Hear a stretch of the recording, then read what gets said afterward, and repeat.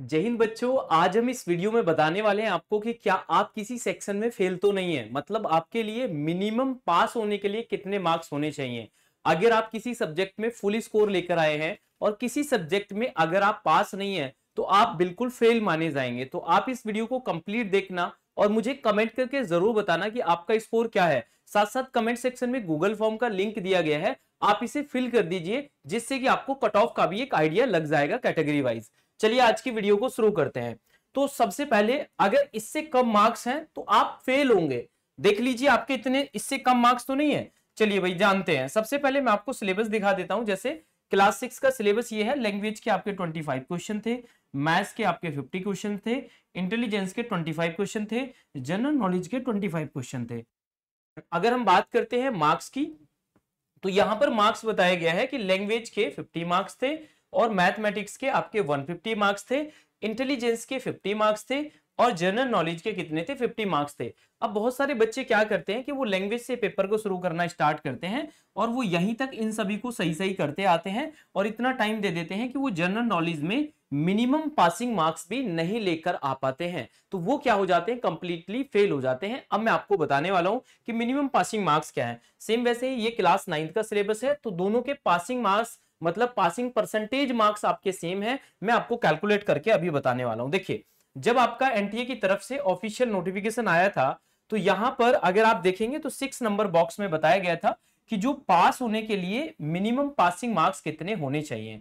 तो अगर आप क्वालिफाई मार्क्स की बात करते हैं तो minimum 25% marks in each section, मतलब हर एक सेक्शन में 25% मार्क्स आपके होने चाहिए। जैसे मैं आपको एक एग्जांपल देकर समझाता हूं। जैसे सपोज करो, जैसे मैंने क्या किया, क्लास 6 का मैंने लैंग्वेज वाला सब्जेक्ट लिया। तो लैंग्वेज जो आपका कितने का है भाई, 50 मार्क्स का है। तो 50 मार्क्स में से मुझे क्या करना है, 50 का 25% निकालना है। अगर मैं 25% निकालता हूं तो बेटा 50 से इसे कट करेंगे 2 हो जाएगा, मतलब कितना हो जाएगा, 12.5% हो जाएगा। तो इसका मतलब ये है, सॉरी 12.5 मार्क्स हो जाएगा। इसका मतलब ये है कि आपके 50 में से 12.5 मार्क्स होने चाहिए। अगर आपके इससे कम मार्क्स है तो आप फेल हो जाएंगे। तो इसी तरीके से आप अपने हर एक सेक्शन में आप अपने क्वालिफाई मार्क्स निकाल सकते हैं। बट खास बात यह है कि ये जो क्वालिफाई मार्क्स यहां पर बताए गए हैं, इसमें अगर आपकी कैटेगरी एससी है और एसटी है तो आपके लिए कोई भी क्वालिफाई मार्क्स के लिए कोई भी परसेंटेज नहीं है। तो आपकी सीधी सीधी क्या लगेगी, कट ऑफ लगेगी। ठीक है,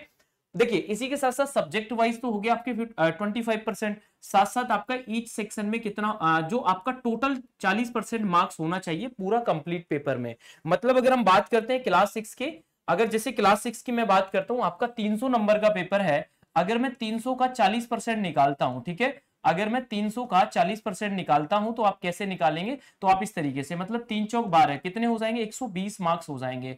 अगर आपके 120 मार्क्स आते हैं तो इसका मतलब आप क्वालिफाई हैं। इसका मतलब ये नहीं है कि अगर आप क्वालिफाई हो गए तो आपका एडमिशन हो जाएगा, नहीं बिल्कुल नहीं है। मतलब आप ये है कि जो मिनिमम पासिंग मार्क्स आपको दिया गया था आपने वो क्राइटेरिया क्या कर लिया, पार कर लिया है। और आपके जब रिजल्ट आएगा, आपके रिजल्ट कार्ड पर क्या लिख कर आएगा, मैं आपको यहां पर ये थोड़ा सा बड़ा करके दिखा देता हूं।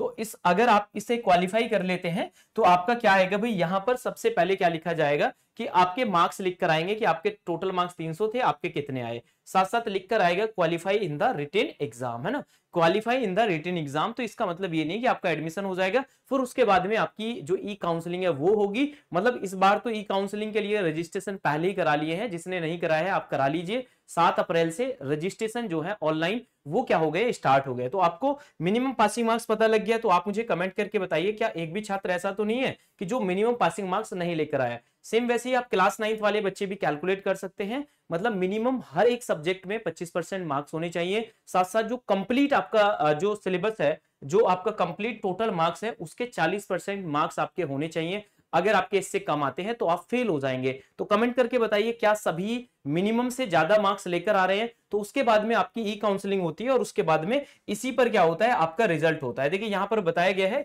कि मेरिट लिस्ट आती है और मेरिट लिस्ट आपकी अलग अलग तरीके से बनती है। जैसे अगर हम बात करते हैं तो स्कूल वाइज अलग अलग होती है। स्कूल में भी दो बन जाती हैं, एक तो होम स्टेट बनती है, एक अदर स्टेट। मतलब जिस स्टेट में ऑल इंडिया सैनिक स्कूल है तो वो होम स्टेट में आएगा, और जिसमें सैनिक स्कूल नहीं है, अदर स्टेट के बच्चे अगर उसके लिए अप्लाई करते हैं तो वो अदर स्टेट में काउंट होंगे। दोनों की कट ऑफ अलग अलग होती है, बॉयज की अलग होती है, गर्ल्स की अलग होती है, साथ साथ कैटेगरी वाइज अलग अलग क्या रहती है, कट ऑफ रहती है। जो एडमिशन होता है वो आपका जो रिजल्ट आएगा उस रिजल्ट पर बेस्ड, मतलब जो आपकी रैंक आएगी उसी पर बेस्ड आपका एडमिशन होता था, और उसी पर बेस्ड क्या होता है, आपका एडमिशन होता है। तो आई होप आपको सारी चीजें क्लियर होगी होंगी, मैंने कंप्लीट चीजें आपको बता दी हैं, तो आई होप आपको अब कोई दिक्कत नहीं होगी। और साथ साथ जो आपका रिजल्ट है, मैं रिजल्ट डेट और बता देता हूं, जिस दिन आपका एग्जाम हुआ है उसके 6 वीक बाद आपके रिजल्ट आने के चांसेस है, मतलब 6 वीक के बाद आपको रिजल्ट देखने के लिए मिल जाएगा। रिजल्ट कब आएगा, कैसे काउंसलिंग होगी, कब आंसर की आएगी, तो ऐसी ही अपडेट पाने के लिए आप चैनल को अभी सब्सक्राइब करें। साथ साथ अगर आप जानना चाहते हैं कि आपकी कैटेगरी में कट ऑफ कितनी जाएगी, तो आप दिए गए गूगल फॉर्म को जरूर फिल करें, कमेंट सेक्शन में गूगल फॉर्म पिन किया हुआ है, ठीक है। और साथ साथ आप क्या करेंगे, अगर आप नए हैं तो चैनल को क्या करेंगे, सब्सक्राइब करेंगे और इस सेशन को शेयर करेंगे। और अगर आपको वीडियो अच्छी लगी है तो लाइक जरूर करिए, और आपके मन में कोई भी सवाल चल रहा है तो कमेंट करके हमसे भी पूछ सकते हैं। बाय बाय, टेक केयर, जय हिंद, जय भारत।